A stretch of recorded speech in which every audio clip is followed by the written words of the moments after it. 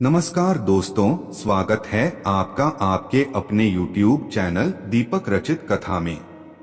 जय श्री कृष्ण, राधे राधे। दोस्तों, जैसे जैसे कृष्ण जन्माष्टमी नजदीक आ रही है, वैसे वैसे मन में उत्सुकता बढ़ती जा रही है।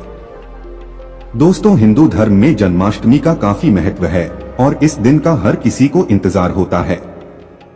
दोस्तों, कृष्ण जन्माष्टमी के दिन ले आना यह 5 चीज घर भर जाएगा पैसों से, तो आखिर वह चीज क्या है? तो इस वीडियो को ध्यान से देखिए, ध्यान से सुनिए। यदि आपको समझ में नहीं आती तो कमेंट बॉक्स में कमेंट करके पूछ सकते हैं।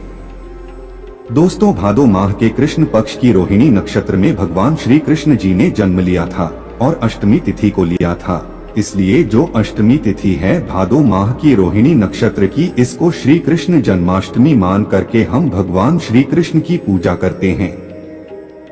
तो इस वर्ष 2023 में कृष्ण जन्माष्टमी को लेकर के बहुत से लोग भ्रमित है कि कृष्ण जन्माष्टमी कब मनाया 6 है या फिर 7 सितंबर को कृष्ण जन्माष्टमी है। तो आपको परेशान नहीं होना है, तो वीडियो में जानते हैं। दोस्तों, जो 6 सितंबर दोपहर 3:37 में यह भाद्रपद माह के कृष्ण पक्ष जो है अष्टमी तिथि शुरू होगा और अष्टमी तिथि की ही हम सब जो है कृष्ण मनाते हैं। और इसकी जो समाप्ति रहेगी दोस्तों 7 सितंबर को 4:14 में। तो 6 या फिर 7 सितंबर को कृष्ण जन्माष्टमी मनाए। तो जितने भी गृहस्थ साधक हैं, जैसे कि हम सभी लोग जितने भी गृहस्थ साधक हैं, 6 सितंबर को इस वर्ष 2023 में कृष्ण जन्माष्टमी मनाएंगे। और जो साधु संत सन्यासी वैष्णव संप्रदाय के लोग हैं, वो संत हैं, सन्यासी है, ऐसे लोग 7 सितंबर को कृष्ण जन्माष्टमी मनाएंगे। क्योंकि दोस्तों, रोहिणी नक्षत्र जो 6 सितंबर को ही है, रोहिणी नक्षत्र जब लगे तब हम सब जो है कृष्ण जन्माष्टमी मनाते हैं। और पूजा करने का जो शुभ समय रहेगा दोस्तों भी मैं आप लोगों को थोड़ा सा बता दूं कि आप कितने समय पूजा कर सकते हैं कृष्ण जन्माष्टमी के दिन।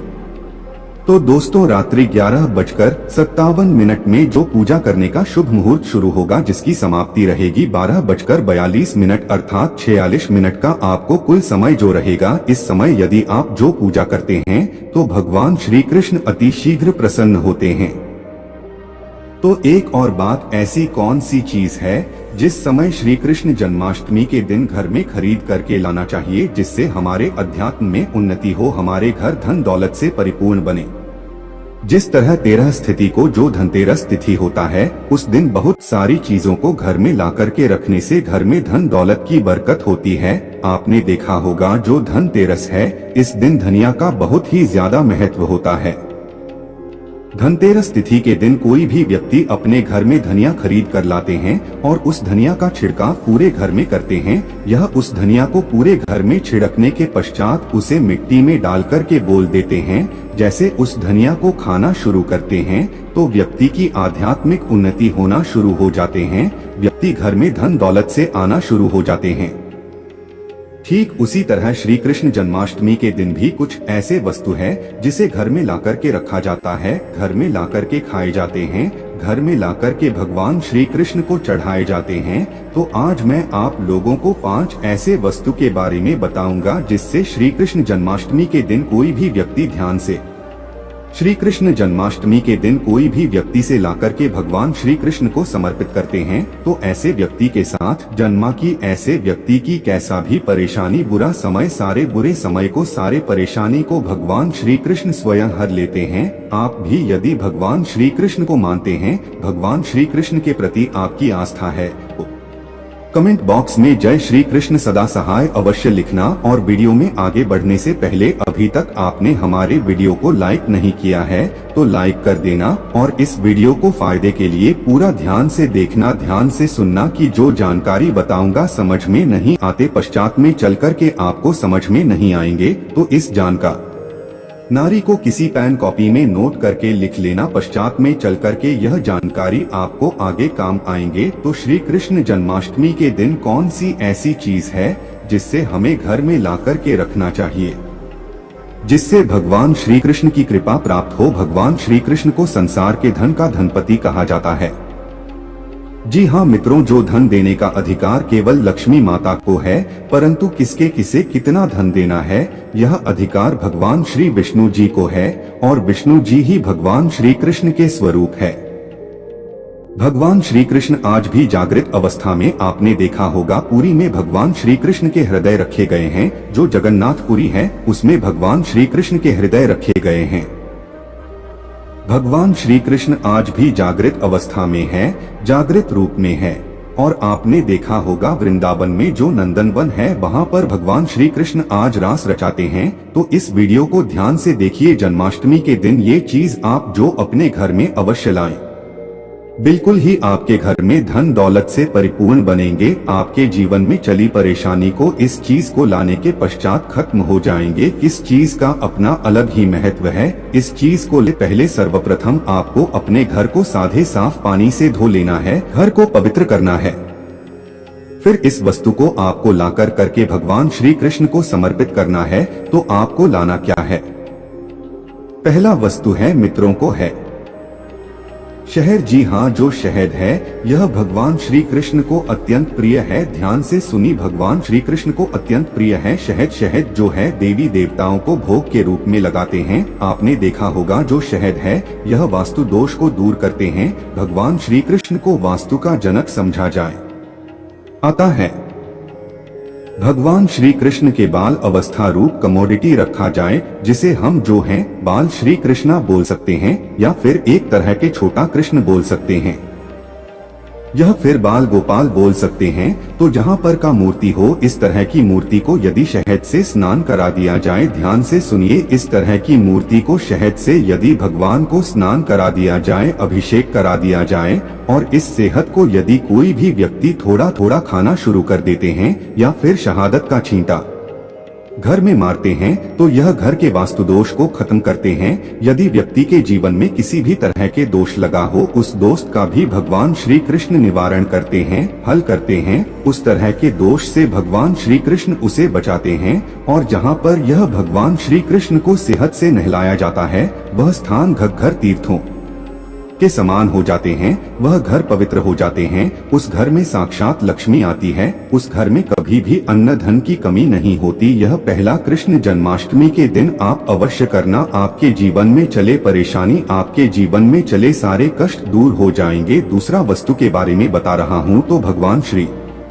कृष्ण को जो दूसरा वस्तु जो है आप चढ़ा सकते हैं। जो वीडियो है यह भगवान श्री कृष्ण को अत्यंत प्रिय है, और यह माँ सरस्वती के भी जाएं तो प्रिय एक तरह के पश्चात यंत्र है। तो जो व्यक्ति भगवान श्री कृष्ण को बिना चढ़ाते हैं, ऐसे व्यक्ति की बुद्धि तीव्र हो जाते हैं। ऐसे जो व्यक्ति यह आगे चलकर के गुणकारी बनते हैं, ऐसे व्यक्ति एक तरह के गिद्ध संगीत के माध्यम से आगे बढ़ते हैं। ऐसे व्यक्ति राजनेता बनते हैं। तो जो व्यक्ति भगवान श्री कृष्ण को कृष्ण जन्माष्टमी के दिन पीड़ा भेंट करते हैं, ऐसे व्यक्ति की आध्यात्मिक उन्नति होता है। ऐसे व्यक्ति राजनैतिक बनते हैं। फिर ऐसे व्यक्ति आगे चलकर के जो कहा जाए संगीत आगे बढ़ते हैं। तीसरा है मोर पंख थी। मोरपंख आप लाकर के भगवान श्री कृष्ण को समर्पित कर देते हैं, तो मोरपंख को बहुत ही पवित्र समझा जाता है, या घर में सकारात्मक ऊर्जा को बढ़ाने का काम करते हैं। घर में नकारात्मक ऊर्जा उसे खत्म कर देते हैं। फिर आपको अपने घर को एक बार गंगाजल से पूरी तरीके से छूटे मार देना, घर को पवित्र करना है। फिर इस वस्तु को आपको लाकर के भगवान श्री कृष्ण को समर्पित करना है। तो आपको लाना क्या है? पहला वस्तु है मित्रों वो है शायद हाँ जो शहद है, या भगवान श्री कृष्ण को अत्यंत प्रिय है। ध्यान से सुने, भगवान श्री कृष्ण को अत्यंत प्रिय है शहद। शहद जो है देवी देवताओं को भोग के रूप में लगाते हैं। आपने देखा होगा जो शहद है यह वास्तु दोष को दूर करते हैं। भगवान श्री कृष्ण को वास्तु का जनक समझा जाता है, पर भगवान श्री कृष्ण के बाल अवस्था रूप का मोती रखा जाए, जिसे हम जो हैं बाल श्री कृष्णा बोल सकते हैं, या फिर एक तरह के छोटा कृष्ण बोल सकते हैं, यह फिर बाल गोपाल बोल सकते हैं। तो जहाँ पर का मूर्ति हो, इस तरह की मूर्ति को यदि शहद से स्नान करा दिया जाए, ध्यान से सुनी, इस तरह की मूर्ति को शहद से यदि भगवान को स्नान करा दिया जाए, अभिषेक करा दिया जाए, और इस सेहत को यदि कोई भी व्यक्ति थोड़ा थोड़ा खाना शुरू कर देते हैं या फिर शहादत का छींटा घर में मारते हैं, तो यह घर के वास्तु दोष को खत्म कर रहे हैं। यदि व्यक्ति के जीवन में किसी भी तरह के दोष लगा हो, उस दोष का भी भगवान श्री कृष्ण निवारण करते हैं, हल करते हैं। उस तरह के दोष से भगवान श्री कृष्ण उसे बचाते हैं, और जहाँ पर यह भगवान श्री कृष्ण को सेहत से नहलाया जाता हो, वह स्थान, वह घर तीर्थों के समान हो जाते हैं, वह घर पवित्र हो जाते हैं। उस में साक्षात लक्ष्मी आती है, उस घर में कभी भी अन्न धन की कमी नहीं होती। यह दूसरा वस्तु के बारे में बता रहा हूँ। तो भगवान श्री कृष्ण को जो दूसरा वस्तु जो है आप चढ़ा करते हैं, जो वीडियो है, यह भगवान श्री कृष्ण को अत्यंत प्रिय है, और यह माँ सरस्वती के भी जाएं तो प्रिय एक तरह के पश्चात यंत्र है। तो जो व्यक्ति भगवान श्री कृष्ण को पीड़ा चढ़ाते हैं, ऐसे व्यक्ति की बुद्धि तीव्र हो जाते हैं। जो व्यक्ति यह आगे चल कर के गुणकारी बनते हैं, ऐसे व्यक्ति एक तरह के गिद्ध संगीत के माध्यम से आगे बढ़ते हैं, ऐसे व्यक्ति राजनेता बनते हैं। तो जो व्यक्ति भगवान श्री कृष्ण को कृष्ण जन्माष्टमी के दिन पीड़ा भेंट करते हैं, ऐसे व्यक्ति की अध्यात्म उन्नति होता है, ऐसे व्यक्ति राजनैतिक बनते हैं। फिर ऐसे व्यक्ति आगे चल करके जो कहा जाए संगीत आगे बढ़ते हैं। तीसरा है मोरपंख। ध्यान से सुनिए, ये जो मोरपंख, यदि कृष्ण जन्माष्टमी एक दिन मोरपंख आप लाकर के भगवान श्री कृष्ण को समर्पित कर देते हैं, तो मोरपंख को बहुत ही पवित्र समझा जाता है, या घर में सकारात्मक ऊर्जा को बढ़ाने का काम करते हैं। घर में नकारात्मक ऊर्जा उसे खत्म कर देते हैं, आपको दिखाई नहीं देंगे, सुख स्वरूप में आते हैं। तो यह जो भगवान श्री कृष्ण के जो मूर्ति कहे जाने वाले बाल स्वरूप हैं, यह लाकर के घर में स्थापित करते हैं, तो आपके अध्यात्म उन्नति होगा, आपके जीवन में सारे परेशानी का निवारण होगा। काम करना भगवान श्री कृष्ण के जो छोड़ से आप मूर्ति लाएंगे, से जो बाल गोपाल लाएंगे, इससे डेली के दिन लेली जो है, गंगा जल में थोड़ा सा स्नान करा देना या फिर सादे पानी से स्नान करा देना, और इसके स्नान किए हुए जो पानी है, इसके छींटे पूरे घर में मार दे, तो आपके घर में नकारात्मक शक्ति को खत्म हो जाएंगे। आपके घर में किसी ने तंत्र बाधा, बुरी नजर, बुरी शक्ति खत्म हो जाएंगे। आपके घर में लक्ष्मी का बंधन होगा, जिसके कारण लक्ष्मी आना रुक चुकी है, आपके जीवन में धन का अभाव हो रहा है, कर्जे का बढ़ चुका है, तो भगवान श्री कृष्ण को कहलाएंगे। जो पानी पीना शुरू कर दी थी, इस पानी के पूरे घर में छींटा मारी है। आपके घर कुछ दिनों के भीतर में धन वैभव से परिपूर्ण बन जाएंगे, और देखते ही देखते आप अपने घरों के आसपास में रहने वाले जो पड़ोस है, घर के आसपास में रहने वाले जो लोग हैं, उससे ज्यादा धनवान बनना शुरू हो जाएंगे। उसे जल्दी आप जो तरक्की करना शुरू कर देंगे। तो हमने वीडियो में बताया कि श्री जन्माष्टमी के दिन ये 5 अपने लाकर के घर में अवश्य था। इस लक्ष्मी की कृपा प्राप्त होगा, भगवान श्री कृष्ण की कृपा प्राप्त होगा, और देखते ही देखते आपके घर जो धन दौलत से परिपूर्ण बन जाएंगे। आपके घर में किसी भी वस्तु का अभाव नहीं होगा। वीडियो खत्म करने से पहले कमेंट बॉक्स में जय श्री कृष्ण सदा सहायक करें अवश्य लिखे हैं। तो यह जानकारी कैसा लगेगा, हमें अवश्य बताना। मेरे वीडियो को देख ही चुके हैं कि घर में रखे मूर्ति का प्रतिमा आता है, दोस्तों धन्य धन की वृद्धि आता है, सौभाग्य। जी हाँ मित्र, हम सजावट के लिए अपने घर में बहुत सारे मूर्ति रखते हैं, परंतु इनके बारे में हमें पता नहीं होता। सजावट के लिए हम बहुत सारी चीजों को रखते हैं, वस्तुओं को रखते हैं घर में, परंतु दोस्तों कुछ ऐसी मूर्तियां होती है जिससे वास्तुशास्त्र में बेहद ही शुभ कार्य समझा गया। मूर्ति को रखने से घर में धन की वृद्धि होती है, सौभाग्य की वृद्धि है। घर में यदि किसी भी तरह की नकारात्मक ऊर्जा, उसका नाश हो जाता है। तो यदि आप भी अपने घर में चाहते हैं कि धन की वृद्धि हो, तो यह मूर्ति अपने घर में रखना शुरू कर दें। इससे घर में वृद्धि होती है, वास्तु से जुड़े जो भी परेशानियां हैं वो भी दूर हो जाती हैं। जानकारी बताने से पहले अभी तक चैनल सब्सक्राइब नहीं की है तो चैनल को अवश्य सब्सक्राइब अवश्य कर लेना, क्योंकि हमारे चैनल का नाम गरुड़ धर्मार्थ है। हम वास्तु से रिलेटेड जानकारी आप सभी मित्रों को सिखाते हैं। हमारे चैनल का मकसद है सबका भला हो, सबका कल्याण हो। पहला है दोस्तों, घर में हाथी की मूर्ति अवश्य रखा करें। यदि चांदी कठोर जो बना हुआ हाथी की मूर्ति रखते हैं तो इससे जो है घर में धन की वृद्धि होती है। आपने अवश्य देखा होगा महालक्ष्मी जो प्रतिमा रहती है उसके सामने में चार भी हाउस के सामने जो हाथ होता है वह धन की वृद्धि दिखाई देते हैं। धन वर्षा हुए बटुए के माध्यम से दिखाई देते हैं। वास्तु शास्त्र के अनुसार दोस्तों हाथी को ऐश्वर्य का प्रतीक समझा जाता है और ज्योतिष और धार्मिक मान्यता के अनुसार हाथी की प्रतिमा रखना बेहद ही शुभ कार्य समझा जाता है।